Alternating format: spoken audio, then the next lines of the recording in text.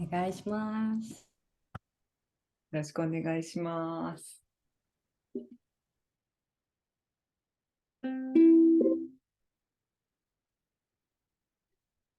ナマオビシュヌパダヤクリシナクリシタヤブタレシュリマテバクティベタンタスワミイティナミネナマステサラスパデデベコラバプラチャリデギルビシェシャシュニャバディバスチャチャディシャタリネジャヤシュリクリシナチェタニャプラジャナシュリアドガダダナシュリバサディゴラマクタブリナハレクリシナハレクリシナクリシナクリシナハレハレハレラマハレラマラマラマハレハレハレクリシナハレクリシナクリシナクリシナハレハレハレラマハレラマラマラマハレハレハレクリシナ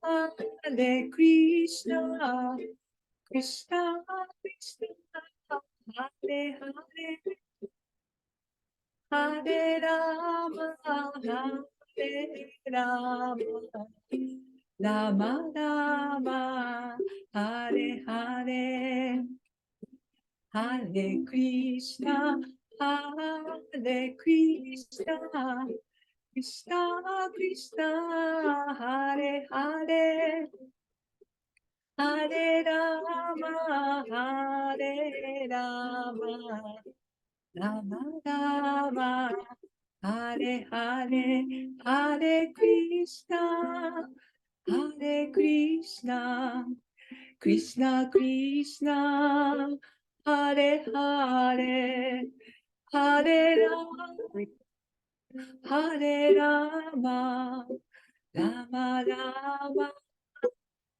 レハレハレクリシナハレクリシナクリシナクリシナハレハレハレラマハレラマラマラマハレハレあ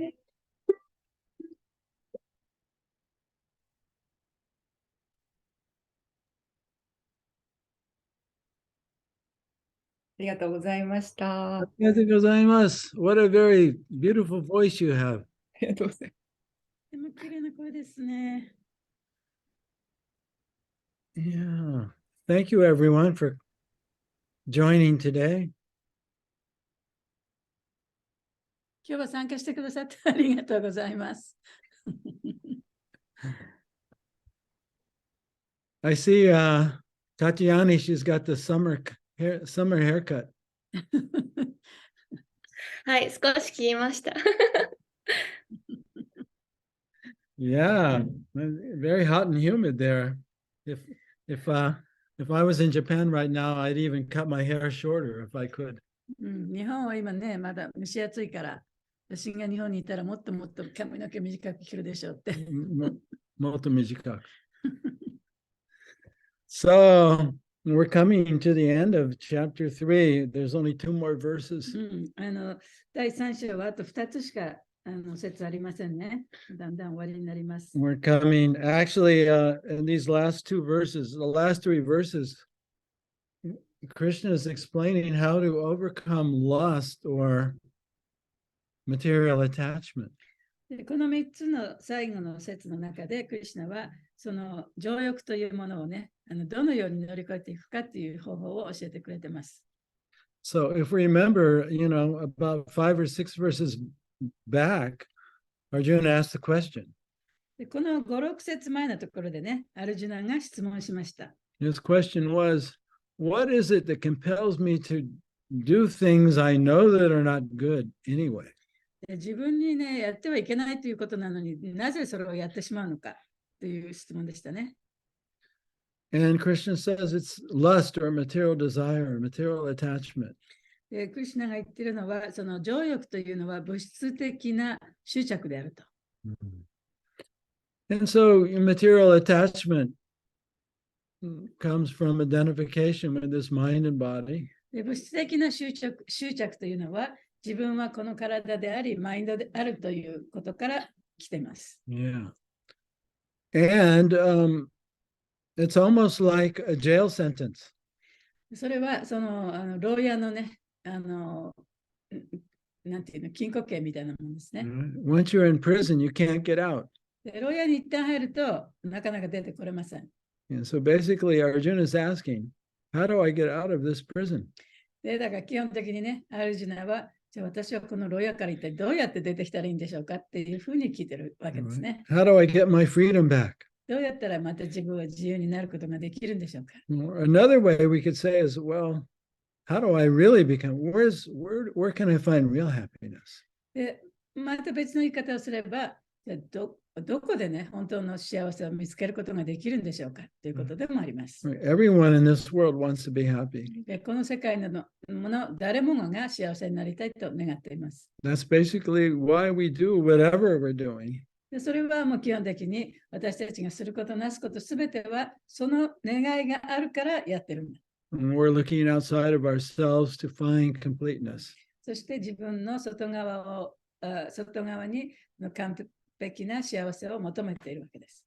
Because inside we're feeling incomplete. というのは自分の心の中ではね、自分は不完全だというふうに感じているからです。And we're looking outside of ourselves to find that completeness because we're burning inside with this feeling of incompleteness. でその心の中ではね、自分の不完全さにが燃えたぎってるわけですね。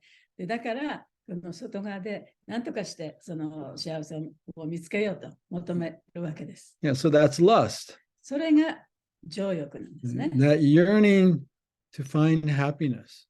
幸せを求める強い思い、それが情欲なんです。Because inside I'm not feeling happy. 心の中ではハッピーを感じてないから。And that's like a prison. でそれはもう本当に牢屋に閉じ込められているようなものですね。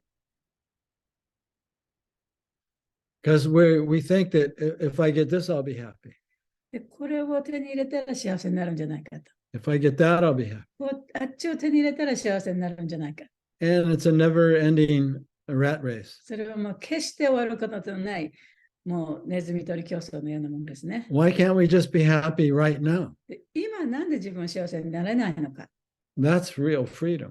それこそが本当の意味での自由ですね。Where our happiness doesn't depend on anything beyond ourselves. で、私たちのその本当の意味での幸せというのは自分以外のどこにも依存してないという。So Krishna is actually in these last 3 verses, he's giving us the key to overcoming lust or desire and finding real happiness. で、クリシュナはこの最後の3つの節のところで、その情欲をどうやって乗り越えるのか、その物質的な執着をどうやって断ち切っていくのかという方法を教えてくれています。If we can actually understand these verses, で、その説もちゃんと理解できるように説明してくださってるんですね。and apply them in our life, そしてそれを自分の生活に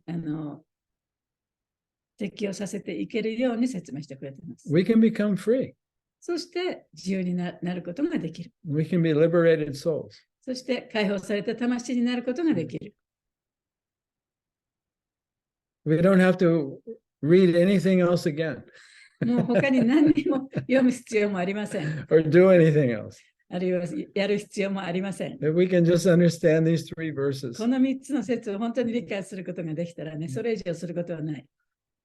we won't have to go to the library. We won't have to look on YouTube. 図書館行く必要もないし、YouTube で探る必要もない。We don't have to ask anyone else, 他の誰に聞くこともない。 how can I be happy? 他の誰にどうやったら自分は幸せになれるんですかというふうに聞くこともない。And if we don't understand these 3 verses, でもこの3つの説を理解することができなければ、 and if we don't apply these verses in our そ life, してこの説を自分の日常生活に生かしていかなければ、 it doesn't matter how many Bhagavad Gita classes you listen to で for the どんな rest of your にた life. くさんこの自分のね、生涯を通じてバガバッドギーターのクラスを聞いたとしても、それは全然無駄です。Yeah, you won't be happy. ハッピーにはなれない。 It'll just be a theory. それはその理論でしかない。Okay, so let's look at verse 41, and then today we'll look at verse 42. So we'll look at 41 to see the context. じゃあ今日は41節をもう一回読んでみて、それに関連して、42節に行きま Yeah, すね。 and just keep in mind, Krishna is answering the question Arjuna had of how do I overcome lust or how do I find happiness? でただ覚えておいてほしいのは、アルジュナがどうやったら自分の幸せを見つけることができるか、どうやったらその情欲を乗り越えることができるかという質問をしたので、それに対してクリシュナが答えてくださっているということだけ覚えておいてくださいね。 Okay, verse 41. 41節からいきます。 Therefore, O Arjuna, best of the Bharatas, in the very beginning, curb this great symbol of lust, this great symbol of sin, lust, by regulating the senses, and slay this destroyer of knowledge and self-realization. 誰が読んでくださいますか？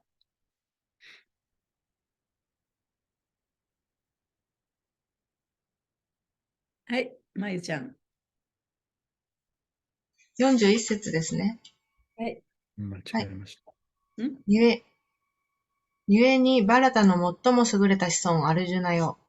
まず最初に自らの感覚を抑制して、この罪、欲という大敵を拘束し、知識と自己の悟りを破壊するものを抹殺せよ。Yeah, so Krishna is saying that first we have to control our mind and senses. で、クリシュナが言ってるのは、まず最初にね、そのマインドと感覚を抑制しなきゃいけないと。Well, he says regulate them. それを、なんていうの、規則、原則に従ってね、こう、レギュレーション、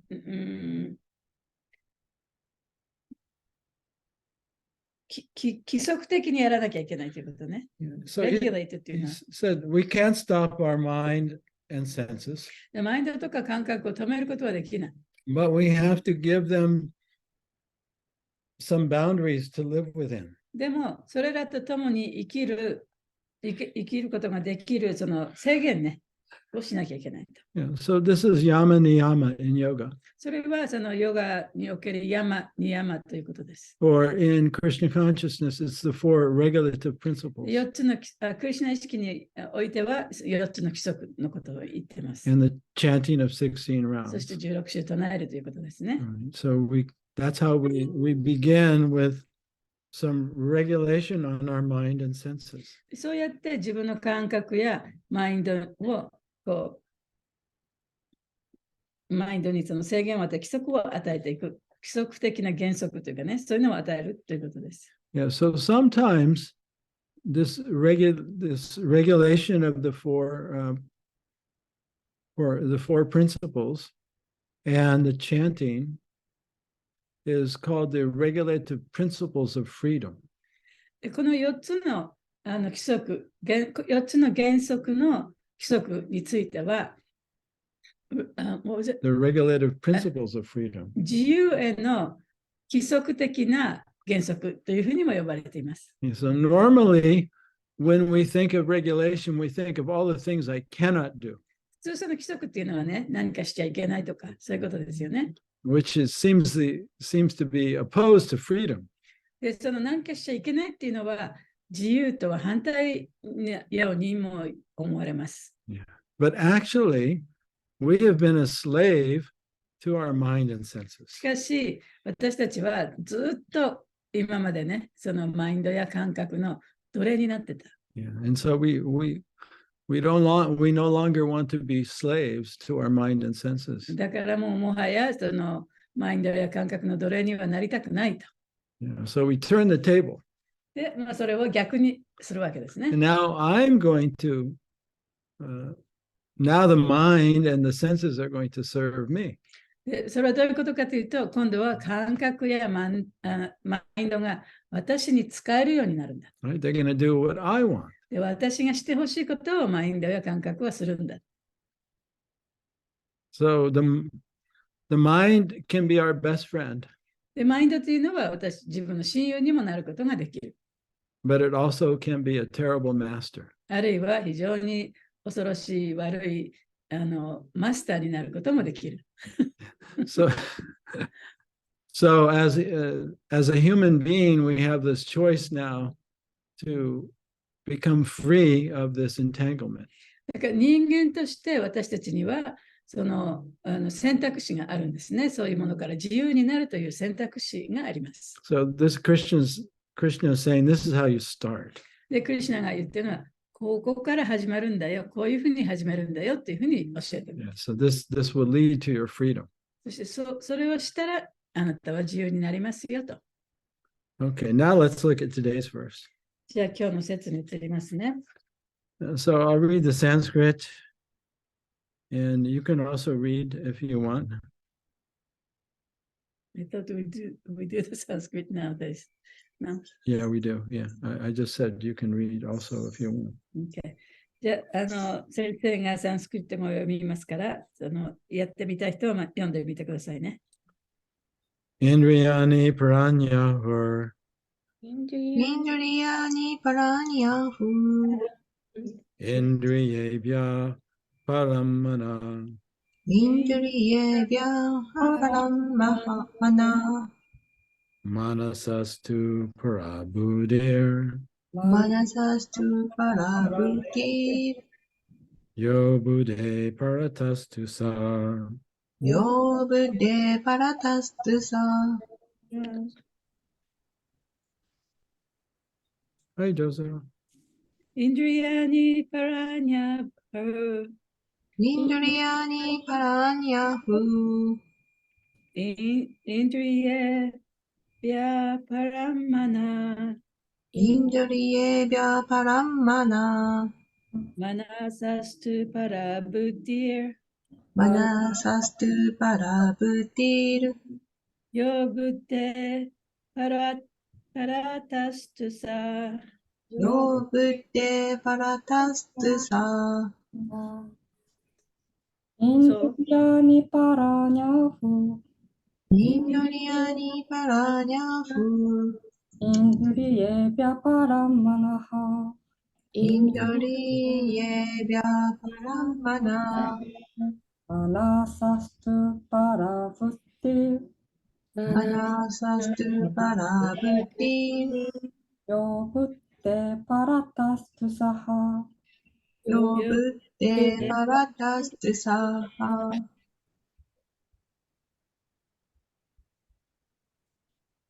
Indriyani paranyahu. Indriya Paranyahu. Indriyebhya paramana. Indriya Indriyebhya paramanaha. Manaho Manasastu parabutir. Manasastu Manasastu parabuddhi. Yo buddhe paratastu saha. Yo Buddhe paratastu saha.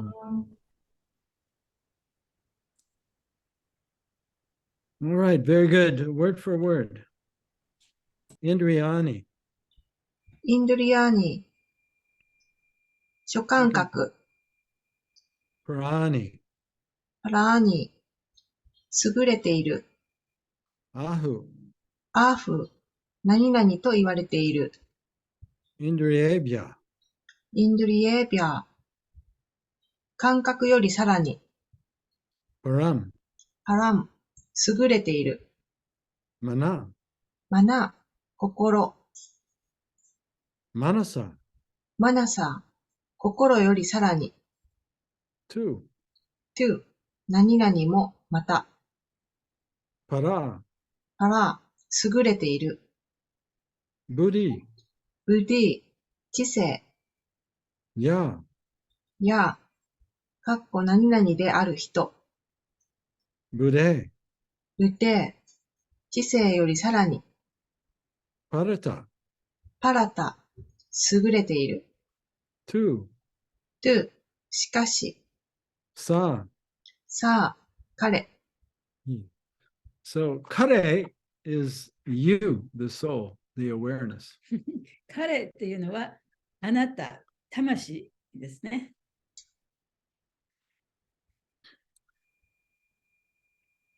Okay, translation.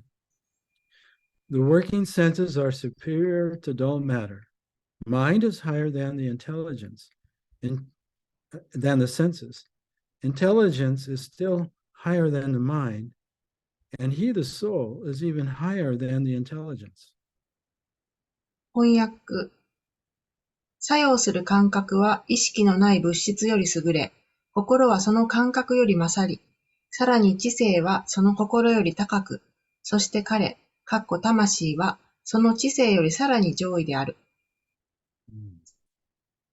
So, Krishna doesn't say directly here, but what he's saying, he's giving us the process of introspection or looking within. で、クリシュナはここで直接的には言っていませんけれども、私たちにその方法の一つとして自分の内観をするということを言ってるんですね。Yeah. So first we have to put parameters on our mind and senses.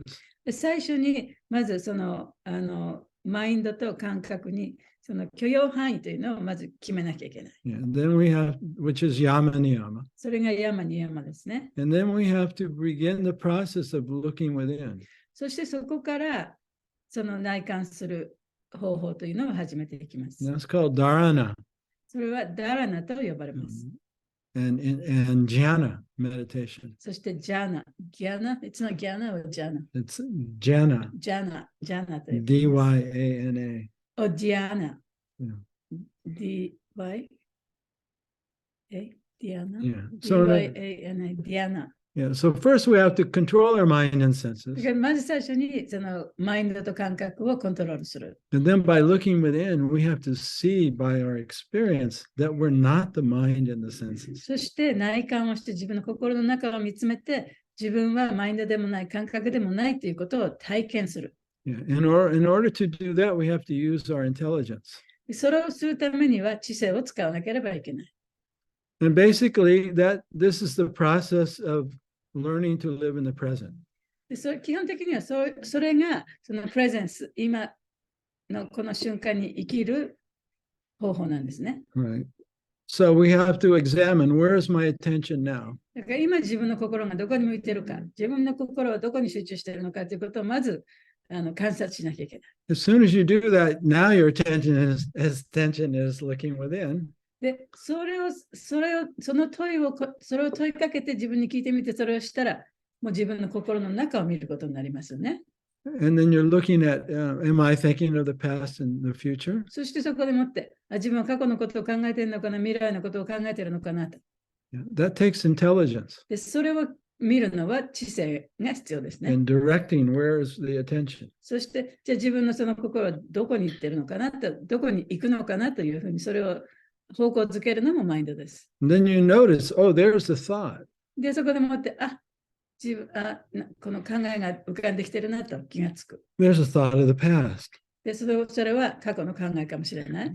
There's a thought of the あるい future. は未来について考えているのかもしれない。And there's a feeling about the past. そしてその過去に起きたことに関するフィーリングがある、感情が出てくる。There's a feeling about the future. Or I'm worried about the あるい future. はその未来のことを考えていたら未来のことを心配するというような感情が出てくるかもしれない。So now there's a separation. そうするとそこに分裂が生まれるんですね。And there's you, the observer. で、それは何かというと、それを見ている人と、You're observing the feeling of the body, the sensation. ね、自分の体の感覚を感じている人と、You're observing the thought and the emotion. そして自分のその思考、あるいは自分の感情をちゃんと観察している人と。And so, you're now the observer, so you're higher. You could say you're higher than the body, the mind, the emotion, and even the intelligence. でそういう意味では、その本当の自分を観察している、それらを全て見ている人っていうのは、そのマインドよりも、あるいは感覚よりも、知性よりも、さらにその上にいるからそういうものが見えるわけじゃないですか。Yeah, you're just the awareness that's always there. で、それは常にある自覚なんですね。Thoughts come and go. で、考えっていうのは出てきたり消えてったりする。Sensations come and go. 感覚もそうです。Emotions come and go. 感情もそうです。But I'm still here. でも、それを見てる人、私は常にここにいる。I'm something else. 私はそういうものと別の何かなんだ。I don't come and go. 私はこの見てる人が出てきたり消えたりはしない。So this is the beginning of real happiness and real freedom. でそれこそがその本当の意味での幸せと自由の元なんですね。始まりなんです、ね。By direct experience. でそういうふうに直接体験すること。Yeah. So this is basically what Krishna is telling Arjuna to do. でそれをクリシュナがアジュナにやりなさいって言ってることなんですね。Just what we did just now. 今私たちがやったことね、それをクリシュナはアルジュナにやりなさいって言ってるんですね。This is the path to freedom. それが自由への道だった。And there's no other. 他の道はない、ありえない。Everyone has to do this. 誰もがこの道を歩んでいかなきゃいけない。Control mind and senses. マインドと感覚をコントロールして、and then to look within. そして心の中を見つめる。So there's all kinds of different methods to do this, but this is the basic practice. でそのことを、そうやって内観まで自分を持っていくためにはいろんな方法がありますけれども、どの方法を使ったとしても、これをやらなきゃいけないということですね。Okay, so let's look at the purport. じゃあ解説いきましょう。The senses are different outlets for the activities of lust. 感覚器官は欲望が行動を起こすはけ口である。Lust is reserved within the body, but it is given vent through the senses. 体内に蓄えられた欲望は感覚器官を通して外に吐き出される。Therefore, the senses are superior to the body as a whole. 故に、概して体より感覚の方が優れている。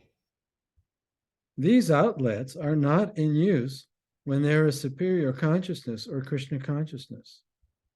しかし、これらのはけ口は高い意識、すなわちクリシュナ意識である場合は使用されることがない。In Krishna consciousness, the soul makes direct connection with the Supreme Personality of Godhead. Therefore, the hierarchy of bodily functions, as described here, ultimately ends in the Supreme Soul. ここに書かれているように、クリシュナ意識であるときには、魂が思考人格心と直につながっているため、肉体の機能は究極的に思考の魂に起因する。Bodily action means the function of the senses, and stopping the senses means stopping all bodily actions. 肉体が活動しているということは感覚が機能しているということであり、感覚の停止は肉体の活動すべてが停止することを意味する。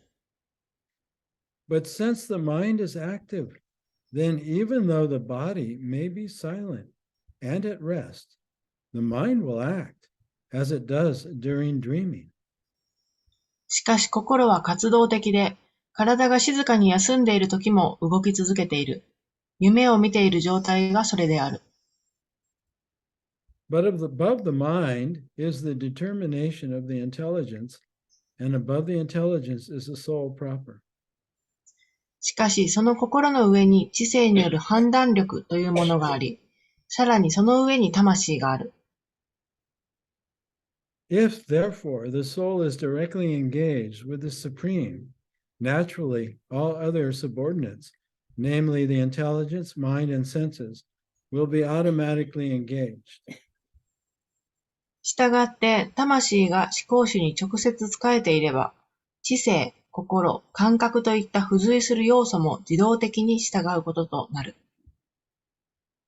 In the Katha Upanishad, there is a similar passage in which it is said that the objects of sense gratification are superior to the senses, and the mind is superior to the sense objects. カタウパニシャッドにも同様の一節があり、感覚を楽しませる対象は感覚より勝るが、心はさらにその上にあると述べている。If, therefore, the mind is directly engaged in the service of the Lord constantly, then there is no chance that the senses will become engaged in other ways. 故に心が休みなく直に思考主への超越的な奉仕に従事していれば、感覚が脇道に外れる機会などない。This mental attitude has already been explained.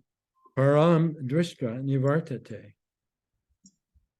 この心の動きについてはすでに説明済みである。パランドリストバニバルタテ。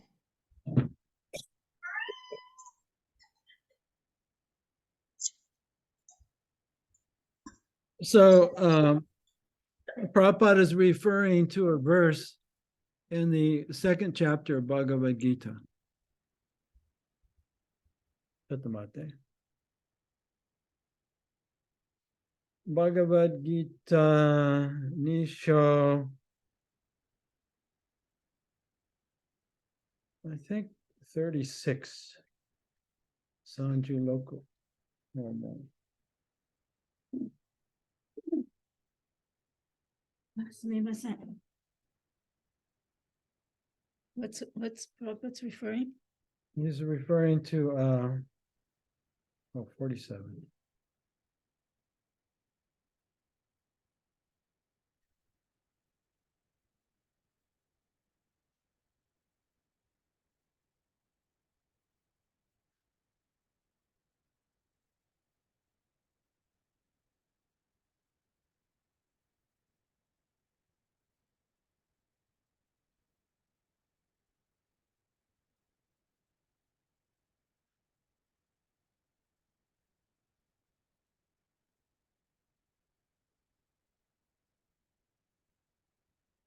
Okay, this is verse 59 of chapter 2. 第2章の52節にこういうふうに書いてありますね。Vishya vanivartante nirashadena rasa rajam rasopyasya param drishva nivartate. So Prabhupada is quoting the very last line of this verse, verse 59 from chapter 2. Wait, is it 59 or 50? 59. で、プラババットはこの59節でしたね。2章の59節。そこからの最後のところを引用しています。Param drishva nivartate. Wait, where's this? Oh, Param drishva nivartate という説がありますね。59のところに。So we'll just read the translation of the verse. で、そこが肉体を持った魂は禁欲しても過去の味わいを記憶している。だが、より高い味わいを経験すれば、それも忘れ、意識を不動にすることができるのだ。So, by looking within, 自分の内観をすることによって、you become the observer of the body. 自分の体を観察する人になることができる。Right? You're observing the senses and the sensations. 感覚や感情を観察する人になる。You're observing the thoughts in the mind. そして思考やそれからマインドを観察している。And the emotions in the body. で、そして感情や体の中の感覚、それを観察してい You're る。observing the thoughts. そして考えを観察している。Right? And the urges of the senses in the body. そして体から出てくるこの欲望の、強い欲望、right? それをちゃんと見てる。Right? The feeling of hunger, 例えばお腹が空いたとか、the wanting to taste certain foods, でこういうものを食べてみたいとか、right? So that urge is there in the body, そういう強い欲望っていうのは体の中にあるわけですよ but ね。 it's also in the mind, でも体だけではなく、マインドの中にもあるわけで right? す。 As an impression, a memory. それは過去のその記憶をたどっていくとそういうものがあるからマインドにも残ってる。 And the feeling, I want it, で、今欲しいと。 or そ the のフィーリング、 or the feeling, I don't want it. あるいはこれは絶対嫌だと。 But now そう you're いう感情。 you're observing all of these. それを本当の自分がそれを見てるわけです、ね。 You're not just reacting. ただ、そういうものに対して、その欲望に対してすぐ反射して、反射的にいろんな行動を起こしているわけではない。 You're watching that feeling arise, その感情が出てくるのをちゃんと自分で見ている。 or like a sexual urge それは性的な欲求も同じことですね that。arises as a pressure in the genitals. で、性的な欲求っていうのは、例えば性器にあるそのプレッシャーとして感じるかもしれない。 And a memory in the mind, そしてマインドの中の記憶として出てくる。 and this feeling of wanting. そしてそれが欲しいというね、フィーリングが出てくる。 But you're observing it. でもそれを全部見つめてるのが自分じゃないですか。 And then you notice, oh, it passed away. そうすると、見つめててもいつかはそれがなくなる。その欲望がだんだん消えていったと。それを見ている自分もいる。 Yeah. There's actually that's the beginning of joy. でもそういうふうに見ることができるということは、その喜びの始まりでもあるんですね。 Because you're starting to notice I'm different. で、そこでもって自分はこういうものではないんだなっていうことをそれに気がつき始めたということですから。 And so the more you become aware of your true self, 本当の自分というものを自覚すればするほど、 you begin to access the joy that's in the soul itself. 魂の中にすでにあるその喜びも湧いてくるようになるんですね。 So that's the higher taste. それがより高い味わいになります。 Yeah. You haven't met the super soul yet, まだまだその思考の魂、スーパーソウルには合ってない。 yeah, or the personality of あるい God. は思考人格出身にも合ってないかもしれない。 You're just beginning to taste your own self. ただ本当の自分に対する味わいが出始めたというところですね。 But just a glimpse. もうほんの少しだけね。 But for the first time, you feel real peace. でも本当にもう初めてね、本当の意味でのその平和な気持ちになることができた。 It's not a dream, it's not a theory, 夢でもないし、理論でもない。 it's your direct experience. 自分の直接の体験でもってそういうふうに感じることができるようになる。 So that inspires you to continue with the process. で、それを感じることができたら、じゃあこの方法をもうちょっとやってみようかなという気にさせるはずですよね。 Right? You still have the lower taste, もちろんそのより低い味わいもまだまだ持ち続けてるかもしれない。 but now you have a higher taste. でも、ほんのちょっとだけれども、そのより高い味わいをちょっと味わった。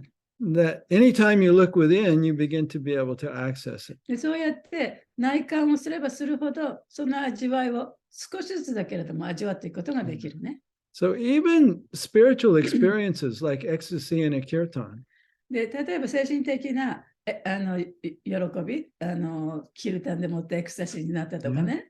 that also comes and goes. それもやっぱりそのエクスタシーになったり、そこからまた落ちてったりする、ね、入ってきたり出たりするわけじゃないです Yeah. か。 And it may be just on an emotional level.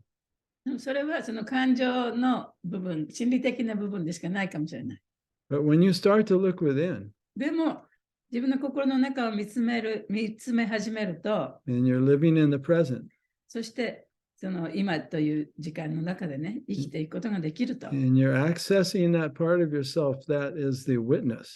そしてその自分がいろんなものを目撃している人だというその自分にアクセスすることができると、 That's the beginning of freedom. それは自由への始まりなんですね。That doesn't depend on anything external. で、それはその自分の外側の何者にも依存しない。It's there within you そ already, れはもうすでに自分の中にあるものだから。 and it always has been. で、ずっと今までもずっと本当はあったものなんです In ね。 fact, when you access it, you wonder, why couldn't I see it before? で、それにそのことに一旦気づいたならね、なんで昔にこのことが分からなかったんだろうかと思うかもしれない。Okay, so that's called param drishva nivartate. それがパラン・ジュリシバ・ニバルトンテということですね。 So para means superior, パランというのはより上位のという意味です。 and drishva means taste. ジュリシバは味わい。 Yeah, so this is this permanent higher taste. これはもう永遠なるより高い味わいなんですね。 It's not the kind of happiness that comes and goes. これはあったりなかったりする幸せではない。 And that's when we turn our attention within instead of without.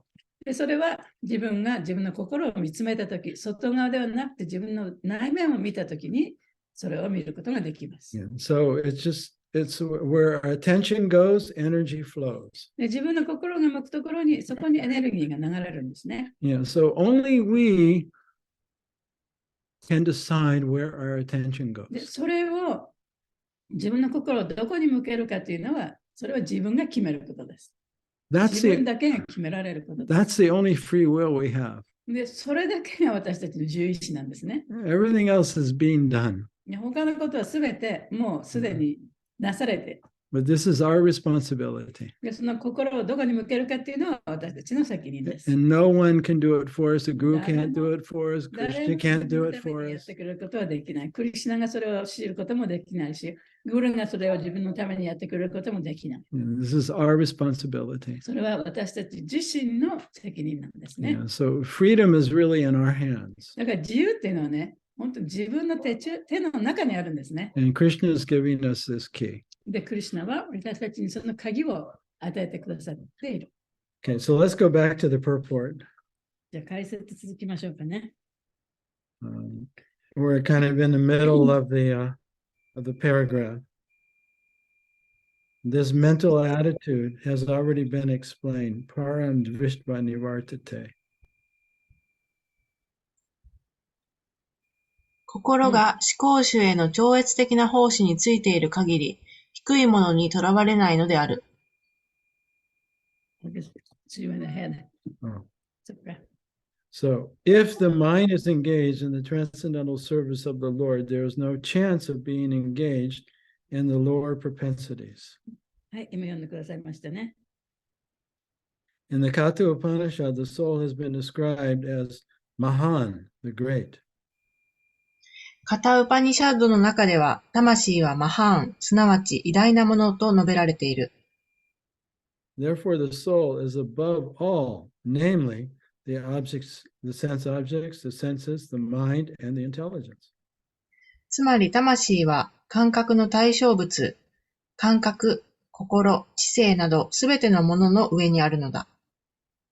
Therefore, directly understanding the constitutional position of the soul is the solution to the whole problem. したがって、魂の本来の立場を理解しさえすれば、すべての問題は解決するのである。So, what's the problem we're talking about here? じゃあ、ここで言ってる問題って何でしょうか？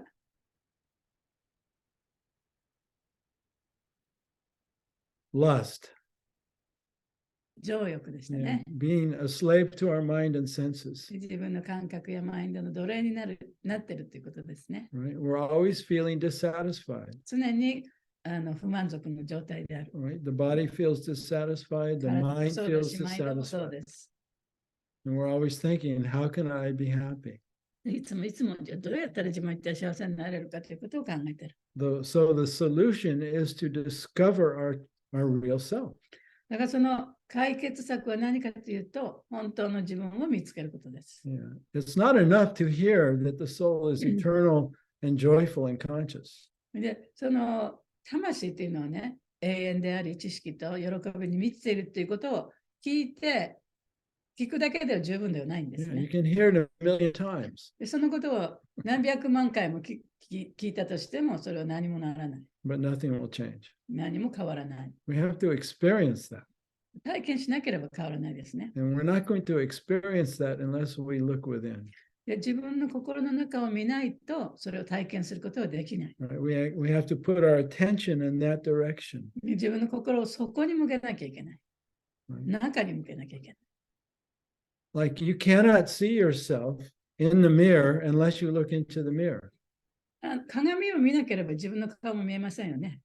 Right? If the mirror is here, but you're looking over here, you'll never see yourself. で鏡が目の前にあっても、横を向いて他のところを見てれば絶対に自分は見えない。 Yeah. So as long as you're looking outside for yourself, you'll never see yourself. だから自分の外側をいつも見つめていたら、絶対に本当の自分は見えない。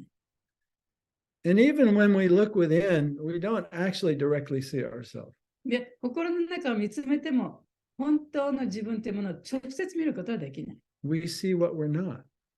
で、私たちが見ることができるのは、自分ではないものを見ることができる。 We see, oh, I'm not the sense objects. あれ、自分は感覚の対象物じゃないな。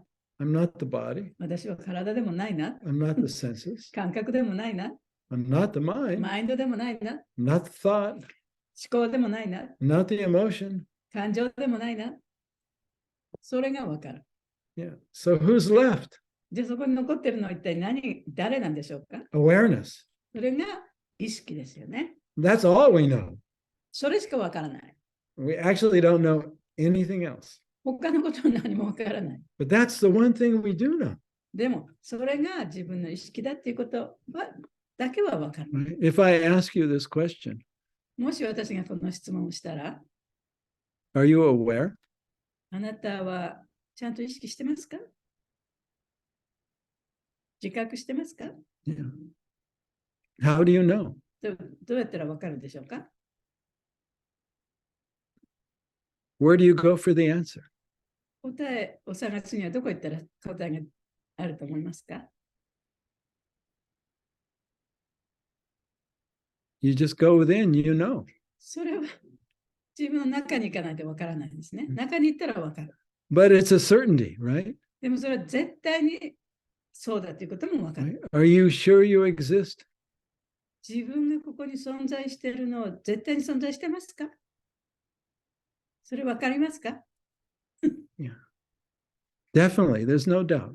絶対に自分はここにいますよね。 Do we も know? う疑う余地もなく自分はここにいる。 That much we know. それしかわからない。 But beyond that, everything is just a belief. でそれ以外のことはすべてね、自分がそう信じているだけであって、自分が本当にわかるのは、自分がここにいるということしかわからない。 But that's the one thing you and I are certain of, is that I am, I do exist. で私がここにいるということは、誰もがあなたもわかる、私もわかる。絶対にここにいるということはわかると思いますね。By our direct experience, we それ know. を自分が直接体験するから。 Yeah, so we can hold on to that. だからそこに一生懸命しがみついておけばいいんですね。Okay. So the last sentence again, therefore, directly understanding the constitutional position of the soul is the solution to the whole problem. 従ってからお願いします。We need someone to read that. はい。 That last まい sentence ちゃん、分か again. った？従ってっていうところから。従って、で、Therefore, directly understanding. はい。従って、魂の本来の立場を理解しさえすれば、すべての問題は解決するのである。Continuing on, with intelligence, one has to seek out the constitutional position of the soul and then engage the mind always in Krishna consciousness. 人は知性を使って魂の本来の立場を探し求めなければならない。はい、次も。そして心を常にクリシュナ意識についておかせること。それがあらゆる問題の解決策である。Oh, she read that. I didn't read that Yeah, part. I know. あれ、行き過ぎた。すいません。So I just explained to you the seeking out part. This is how we seek out. で、今私が説明したのは、どうやってそれを探し求めるかということですね。そこの部分を今、彼が説明した部分です。We can't be lazy about this. でそのことについて怠惰になってはいけない。怠け者ではできないね。And think that this is just going to automatically happen. これも自然にね、そういうことが起こるんだろうなんていうふうには思ってはいけません。Now, if we're chanting properly, this will happen. ちゃんと適切にチャンティングをしていれば、それは起きるかもしれない。But we have to make it happen. でも、それをやっぱり自分がね、やっぱ頑張って起こさせなきゃいけないことですよね。If you're chanting with attention, で例えば、チャンティングするときにちゃんと心を集中してチャンティングしてる。 you're aware of yourself as existing in this moment. で自分が今この瞬間に存在しているということ、それを自覚しながらチャンティングできる。And you're witnessing the mantra, そしてマントラを目撃している。right? Just like you witness your thought. で、それはちょうど自分のね、思考がこう出たり入ったりする、その思考を目撃するのと同じように。Or you witness an emotion. あるいは感情が出てきたり消えたりするのを目撃するように。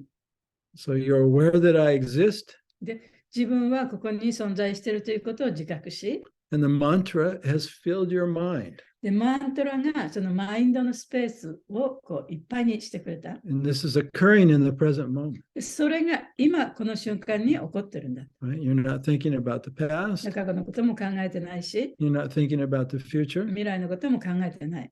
And if you do, でもしそういうことを考えたならば、 you recognize it. でそれが分かる。ちゃんと自分でそれに気がつくことができる。 Right? The mind doesn't recognize it. マインドはそれは分からないね。 You recognize it. あなた自身がそれに気がつくことができる。 The awareness. 自分の意識、自分の自覚がマインドこっち行ったな、あっち行ったなって気がつくことができるわけ。 And you bring your attention back to the mantra. そしたらその自分の心をまたマントラに向けたり。 Right? And you're aware that I am here, そして自分はここにいるんだなっていうことをちゃんと意識できている。 and Krishna is here in the form そ of し his てク holy リシナ name. はこの聖なる皆という名前の形でクリシナはここに存在してくださっている。 And in Japa, that's all that's happening. でジャパンの中ではもうそういうことだけが起こってるんですね。 So this is how we become aware that we're not the mind or body. でそうやって自分は体ではない、この肉体ではない、このマインドではないということがだんだんと体験できて分かってくるんですね。 And that's the beginning of the higher で taste. それこそがそのより高い味わいのほんの初めのところなんですね。Yeah. So you can't be looking for the higher taste. だから、より高い味わいをどこか他のところに求めることできない。Right. Holding expectations, でそういう期待を持ってはいけないね。 that the mantra is going to give me ecstasy. でマントラを唱えてさえいればね、私はエクスタシーになれるんだとかね。As soon as you have an expectation, そういう期待を持つや否や、you're back in the mind. マインドの中に自分が入り込んでしまっているということになりますね。 And you're no longer aware of your existence. でも、そういう期待を持ってそのことを考えていると、自分がここにいるということをもう自覚できない状態になってしまっています。 See, as soon as you become aware of your existence, now you feel peaceful. Now you feel complete. で、その自分の存在を意識するや否や、そこでもって初めて幸せを感じたり、心が満足したりするんですね。And you're grateful to the holy name そして聖なる皆に感謝することができる。 as the source of your life, 自分の命の源としての聖なる皆 the ですね。 source of your existence. 自分の存在の根本、自分の存在の源、源泉。 Yeah, so as soon as you're aware of your existence, then automatically you'll feel grateful. 自分がここにいるということをね、自覚するや否や、もちろんその自分が存在させていただいていることに対する感謝が必ず出てくるはずです。So that's the beginning of the higher taste. それがより高い味わいの始めなんですね。It's already there within you. それもすでに皆さんの心の中にあるものです。 It's not somewhere else. もう他のどこにもない。 And as soon as you think it's somewhere else, どっか他のところにあると考えたならば、 now you've split yourself そしたらもう本当の自分の喜びから自分を離したことになりま and す you've ね。 separated yourself from Krishna. そしてクリシュナからも自分を離してしまったことになります。 Okay, so let's finish this purport. はい。 I'll just start this paragraph from the beginning. Okay, Which one? the last paragraph from the beginning. ここ Yeah. はい。最後のところからね、いきますね。 So we're going to repeat a little bit. With intelligence, one has to seek out the constitutional position of the soul and then engage the mind always in Krishna consciousness. 人は知性を使って魂の本来の立場を探し求めなければならない。そして心を常にクリシュナ意識についておかせること。That solves the whole problem. それがあらゆる問題の解決策である。And neophyte spiritualists is generally advised to keep aloof from the objects of the senses. 精神生活を始めたばかりの者は感覚の対象物を遠ざけておくようにと教えられるが、同時に知性を使って心を強くすることも必須である。大丈夫よ。Sentences are broken in half. So. But aside from that, one has to strengthen the mind by the use of intelligence. はい、言いました。 If by intelligence one engages one's mind in Krishna consciousness by complete surrender unto the Supreme Personality of Godhead, then automatically the mind becomes stronger. And even though the senses are very strong, the serpents, like serpents, they will be no more effective than serpents with broken fangs. 知性を駆使して心をクリシュナ意識に留め、思考人格心に完全に身を委ねれば、心は自然と強くなり、まるで蛇のように強靭な感覚も、毒歯を抜かれたかのように力をなくしてしまう。But even though the soul is the master of intelligence and mind and senses also, still, unless it is strengthened by association with Krishna in Krishna consciousness, there is every chance of falling down due to the agitated mind. しかし、いかに魂が知性や心や感覚の主であるとはいえ、クリシュナ意識でしっかりとクリシュナにつなげていなければ、心が惑わされて堕落する危険性はいつもはらんでいるのである。So, intelligence means noticing where your attention is. 知性というのは自分の心がどこに向いているかということに気がつく。And choosing to bring your attention back to the present. そしてその心をまた今という瞬間に戻すことを選択することです。Back to awareness that you exist now. そして今自分がここで生きている、ここにいるということ、その自覚に自分を戻すことです。And awareness of the mantra if you're chanting. そしてもしチャンティングをしているんだったら、そのマントラにね、マントラを自覚すること、意識することでもあります。This is called, the proper use of one's intelligence. それが知性の正しい使い方と言います。Right? You're making a choice to live in the truth of life in the present rather than the illusory world of the mind. それは自分が今の瞬間に生きているということ、それを選択して、その幻想の中に生きていないということではなくてね、今生きているということを選択するということでもあります。So that's an intelligent choice. それが知性的な選択です。So that's what it means to utilize one's intelligence. でその自分の知性をちゃんと使うということはそういうことなんですね。So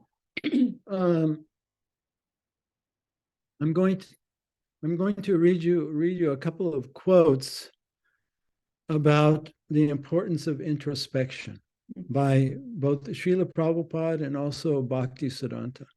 シューラ・プラバパーダとバクティスダンタによる引用なんですけれども、両者ともその内観をすることがいかに大切かということを話しているんですね。で、それの引用をちょっとお話しします。And then after the class, or one of these days, Mahaguna will translate these quotations, and then we'll send them to Kairava Mataji, and she could, because we don't have them ready to put into the chat box right now.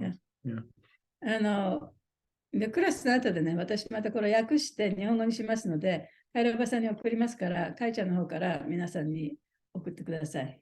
日本語の文ね。Okay. So Prabhupada wrote in 1958. これはプラバパードのお手紙ですね。1958年に書かれたものです。So the happiness that you are looking for is possible to be found as soon as you learn to introspect yourself. あなたが求めている幸せというのは、自分の内面を見つめるということを学ぶと手に入れることができますと。You are yourself your friend, and you are yourself your enemy. あなたは自分自身の友でもあり、そして敵でもあります。You can raise yourself by your self-effort, 自分の努力でもって自分を向上させることもできる。or you can down yourself by the same effort. あるいは同じ努力をしても自分を下降させることもできてしまう。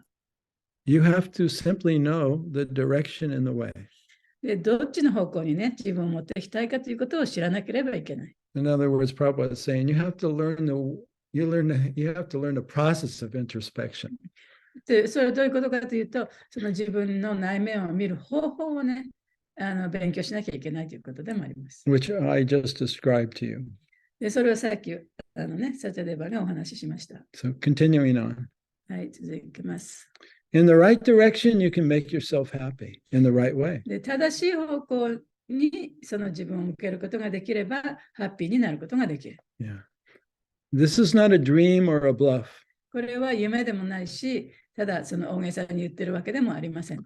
You shall know yourself how far you have made progress in that path by your own experience. 自分が体験して、自分がその道においてどれだけその向上していったかっていうことが分かるようになります。And my duty is simply to help you do that. で、私の義務はあなたにその助けをすることです。So that's one of my favorite quotes from Prabhupada. それはプラバパーダの私の一番大好きなプラバパーダの言葉の引用です。Now there'll be a quote from Bhaktisiddhanta. 今度はバクティセダンタからの引用ですね。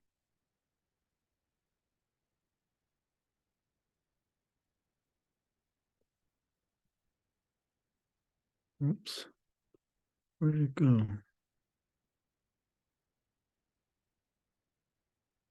少々お待ちください。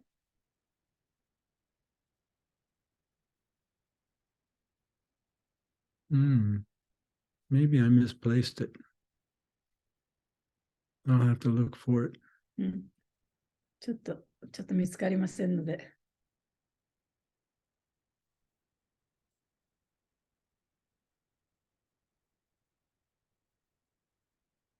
Yeah, I can't find it. Okay. Anyway, that's good enough. もう一つのちょっと見つかりません。Oops. There we go. All right, so I'll open it up for comments and questions, and we have one from Mayuko-san, right? 伊豆のまゆこさんからちょっと感想がありますけれども、他にも何か感想とか質問とかありますか？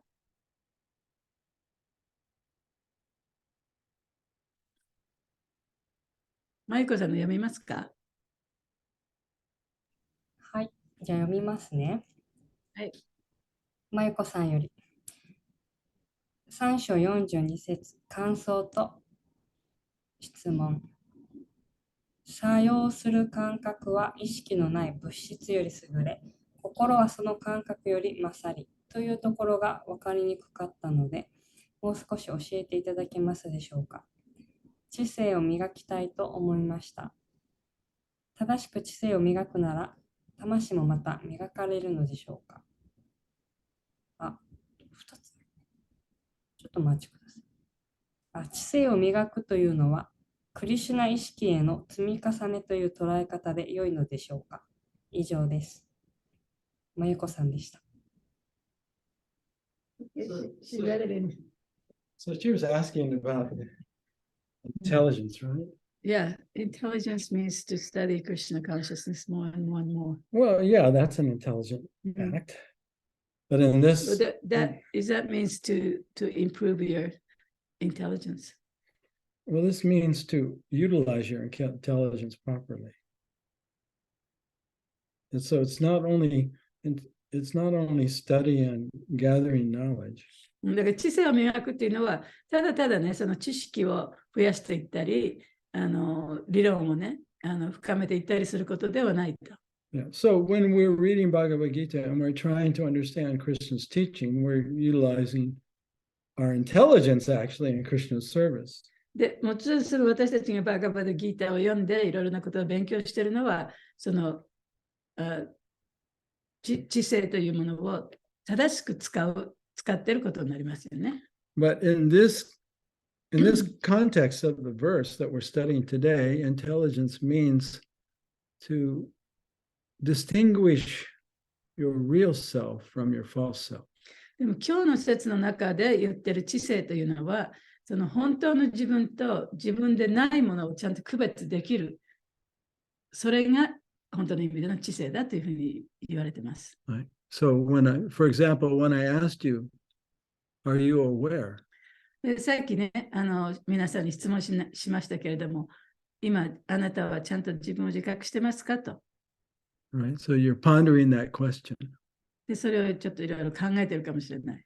But the answer didn't come from your intelligence. でもその答えは知性からは来てないはずですね。You use your intelligence to ask the question. で、その知性を使ってそういう質問をする。But the answer actually came from your soul, which is above the intelligence. でもその答えは多分あなたのその心からね、あなたの内面からね、direct knowing. 直接それが自分はそれをもうちゃんと分かってるというその体験から来てるのが答えだと思いますね。So for example, can you feel your hand? 例えば今自分の手を感じることができますか？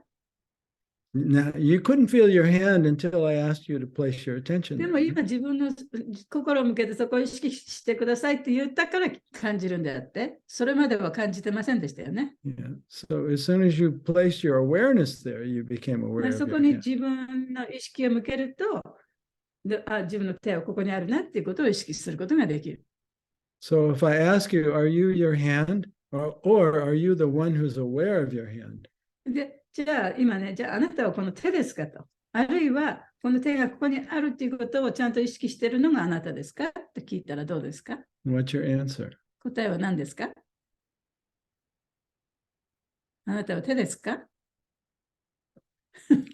Yeah, I'm the one who's aware. それは自分が手があるというふうに意識しているのが自分ですよね。So that's using intelligence. それがその知性を使っているということになります。Now I want you to think about something yesterday.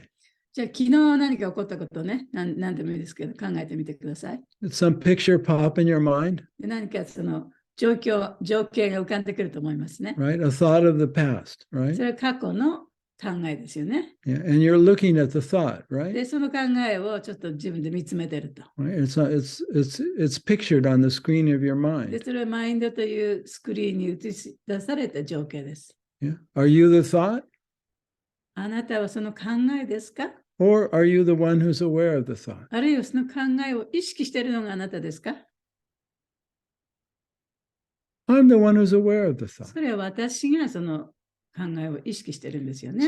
So that's the use of the intelligence. で、それが知性の使い方なんですね。 Yeah. So that's the use of intelligence in the context of today's verse. それが今日の説と関連した知性の使い方です。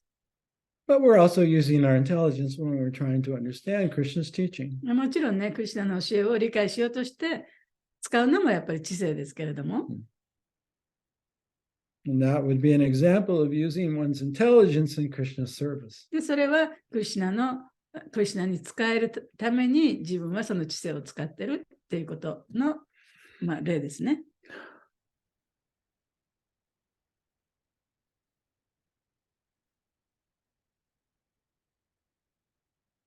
Yeah, so when we first are introduced to this practice of introspection,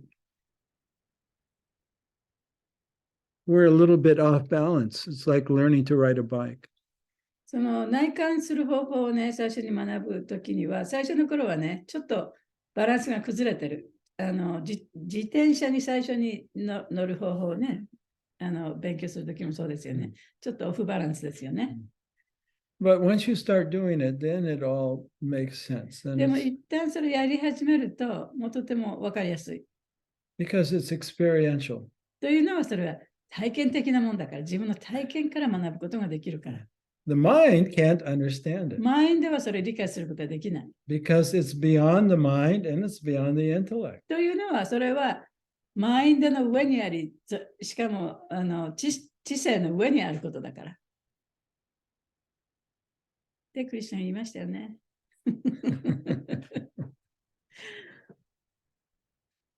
So you actually have to apply the process of introspection, and then you get it. だからその内観方法っていうかね、自分の心の中を見つめるというのは、自分でやってみないとわからない。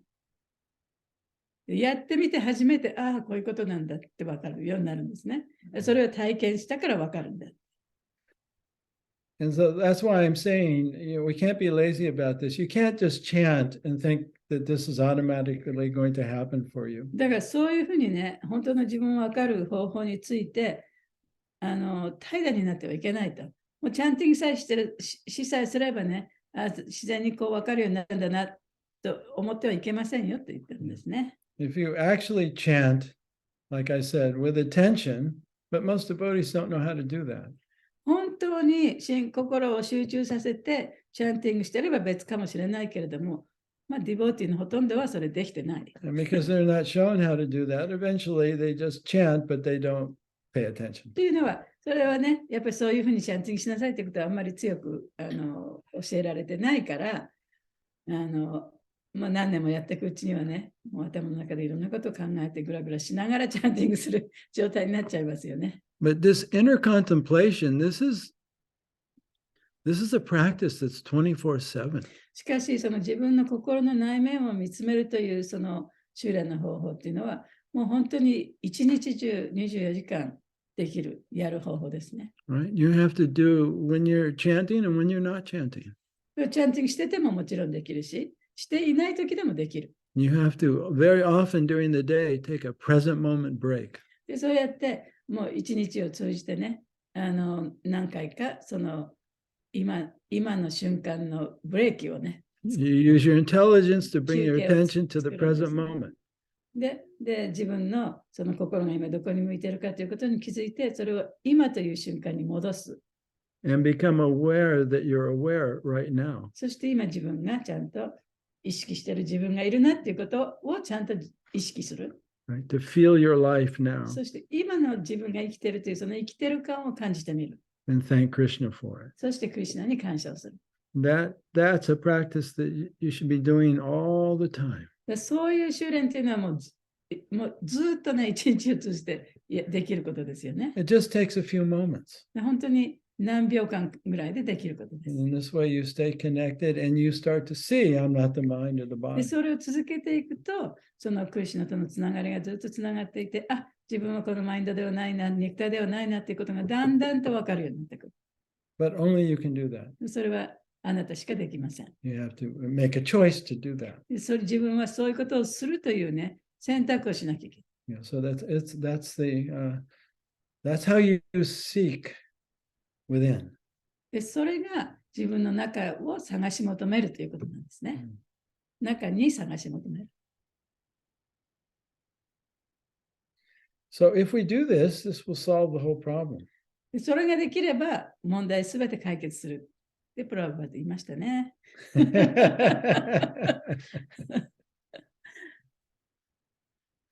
So we can't be lazy about it.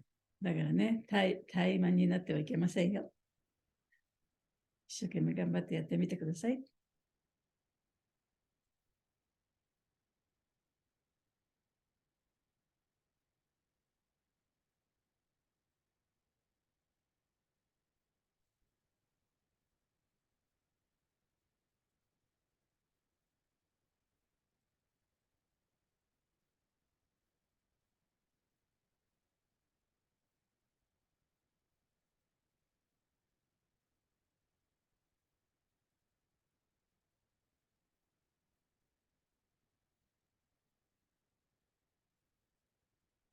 Does anyone else have a comment or a question? 質問とか感想とかありますか？心に残ったこととか、何でもいいですよ。はい、ありがとうございました。私はね、今日自由意志っていうところが心に残りました。自分とそれを見ている、自分とか体と感情とそれを見ている自分っていうところで、分離させた後に、その後心をどこに向けるかっていうのを選ぶのが自由意志ですよっていう話で、私、前よりはそうやって、私今こう思ってるなとか、こういう感覚満足したいなと思ってるって気づくんですけど、で、それで、クリシュナ意識の方を選択するかっていうと、なんかやっぱりまだ感覚の方に引っ張られて選択してしまうことがたまにあるんですね。で、おそらくハイヤーテイストとか、こっちの方がいいよねって分かってはいるんだけれども、まだちょっと引っ張られたりとか、引っ張られていながらも、これは本当一時的だし、永遠に続くものじゃないなって分かってるんだけど、引っ張られてしまうってことがまだあるなと思ってて、で、やっぱりこういうふうに、あまり参加できてないんですけど、こういう参加に参加してお話聞いたりとかすると、そうだなってまた思い出すので、こういう機会がとても大切だなっていうふうに、話を聞いてて思いました。ありがとうございます。She said she knows, so oftentimes she can see where I'm trying to think about the sense pleasure, and I'm thinking about like this, and she can be aware, but oftentimes she's still being pulled towards that way, even though she knows that she has a free will to choose Krishna, but it's still like lower taste is still pulling her away. But as soon as she listened to this like classes or these sangha, joining in those kind of sangha, then it reminds her, oh yeah, that is more important, and then she can try to choose more better way.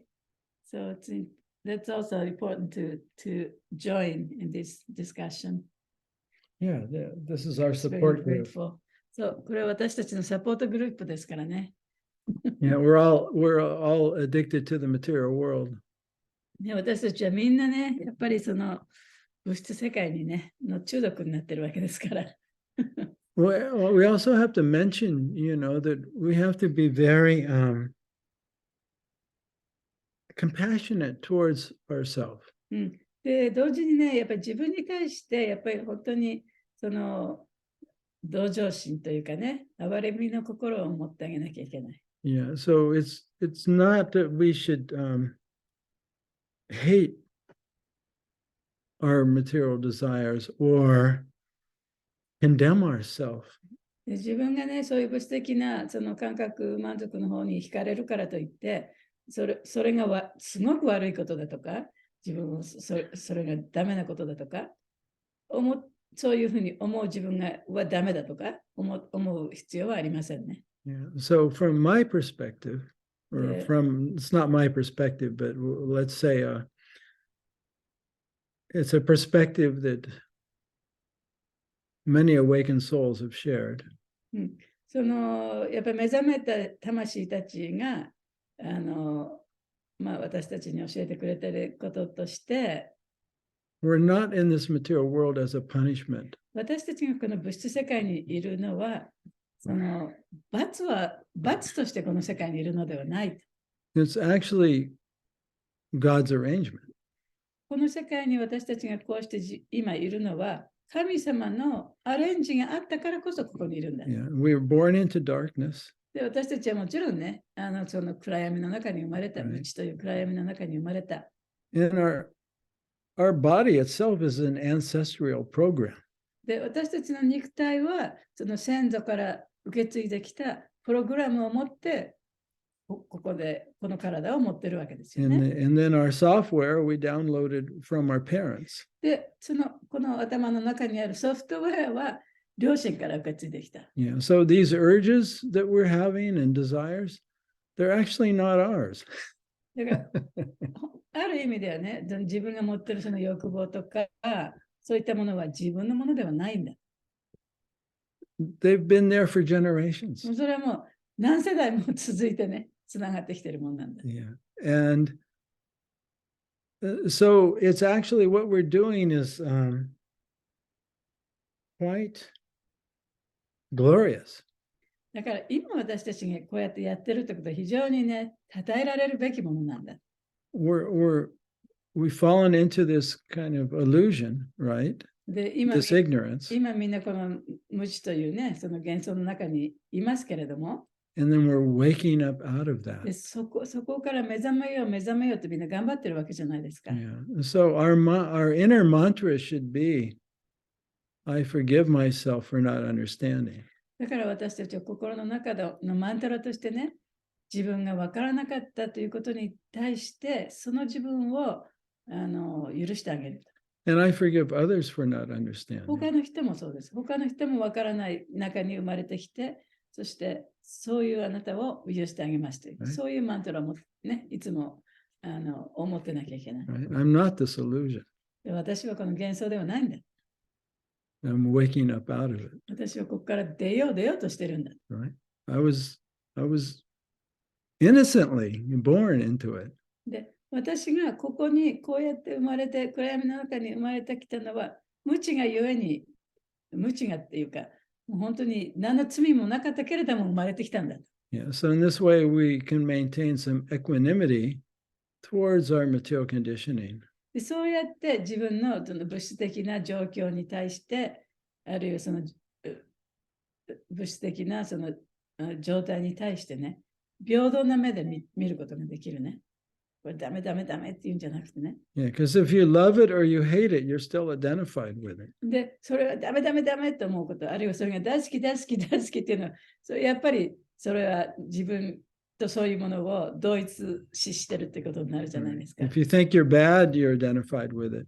で自分はダメだと思えば、それは自分だというふうにね、思い込んでるからダメだと思っちゃうわけでしょ。 And if you think you're good, you're identified で with 自 it. 分が素晴らしい人間だと思ったら、それはやっぱり自分というものを、それは自分だと思ってるから素晴らしいと思っちゃうわけじゃないですか。 But it's all happening because we don't understand who we are. でもそれは本当の自分を知らないから、もう勝手にそういうものが出てくるだけなんですよね。 No one's at fault. 誰の責任でもない。 So if you forgive it, それを許してあげたら、 then you can let it go.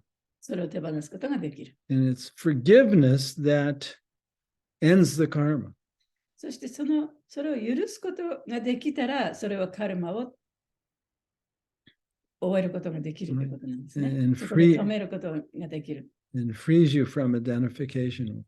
そしてその自分の同一視から逃れることができるね。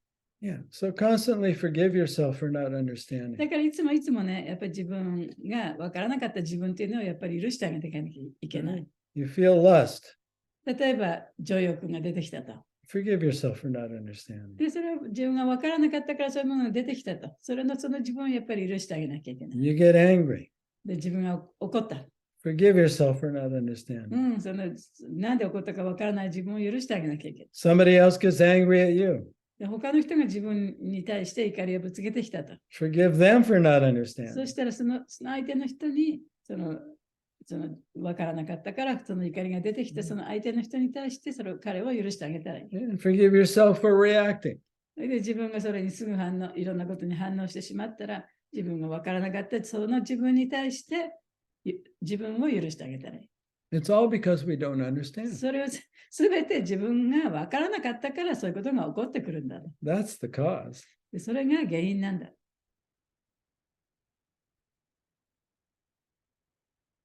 言い過ぎました。いいことわからなく I なる。 couldn't find Master in your Apple Music library. You can ask me to play a radio station or ask for your music in a different app. Siri, shut up. ありがとうございました。今お話聞いててハッとしたのは、自分のことダメだと思うっていうこと結構あるんですけど、それはなんか、やっぱまた同一視の方に引っ張られてるんだなっていうことに、気づいて、今日一番のなんか気づきでした。なんか、許そうとか、そういうダメだなと思ってる自分にまたダメだなと思ってるなって、こう、どんどん頭見てったりとかすることもあるんですけど、でもやっぱり、なんか、例えば最近結構怒りっぽかったんですね、私。で、それで、怒っちゃったとか、なんか社会人として人のことちゃんとなんか優しく接しないで怒って、それでなんかちょっと自分でコントロールしようとしちゃったなとかそういうふうに思ったことがあって、で、ちょっと反省というか、良くなかったなと思ってたんですけど、結構それはやっぱり同一視してたんだなってことに今気づけたので、すごい良かったなと思いました。ありがとうございます。One more thing, go man. もう一つ。Whatever happens to us during the day, で例えば一日を通じていろんなことが起こりますけれども、どんなことが起こったとしても、we should understand それを分からなきゃいけない。 nothing happens by accident. でどんなこともね、偶然起こるってことは絶対ありえないと。 It's all arranged by the super soul それ全てがスーパーソウルによってアレンジされてるんだ。 to show us where our anarthas are, or our ignorance still is, our attachments are. で何のためかというと、そのアレンジは何のためかというと、自分の執着が一体どこにあるかということを教えてくれるためにそういうことが起こってるんだ。 So that we can see them. そういう出来事があることによって、まだ自分はこういうことに、ね、執着してたっていうことが分かるように。Yeah, so other people, they're the messenger. だから他の人々っていうのはね、メッセンジャーなんですね。And how we're triggered within, that's the message. そしてそのメッセンジャーによって自分の何かがこう出てきたと。それは私たちのその、what was it? How we're それが triggered 私たち within, の、それが私たちにとってのメッセージだったんですね。that's the message. And it's there so that we can see it and then forgive it. そしてそこにあるのに気づいて、そしたらそれを許してあげたり。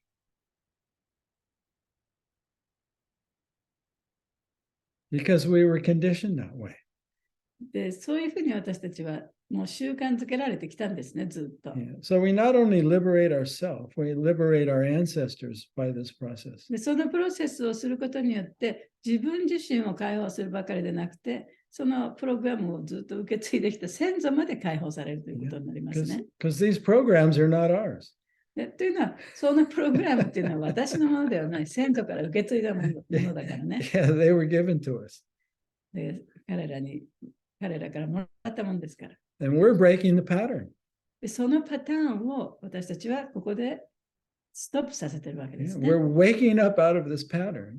で、そういうパターンから目覚めて、Right? We're bringing light, the spiritual light, into the darkness. で、その暗闇の中に精神的な光を当てているということですからね。That's our service, actually. それが私たちの奉仕なんですよ。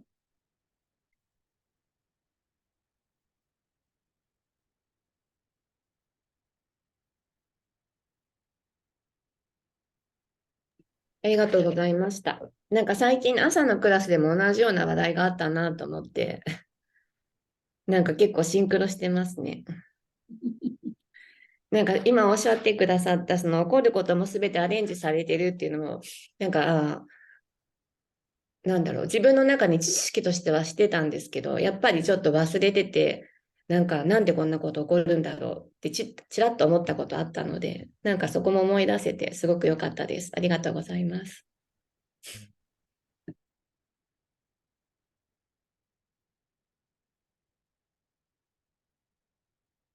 I guess we better wrap it up, huh? Yeah, okay. じゃあ今日これくらいしましょうか。ありがとうございました。ありがとうございました。So, Kairava-san, はい。今度は21日ですか？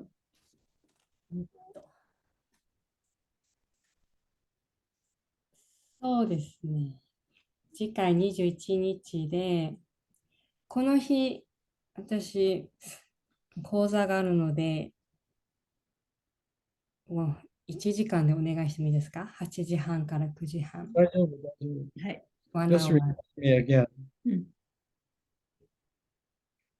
クラス始まる前にもう一回言ってくださいね。はい、伝えます。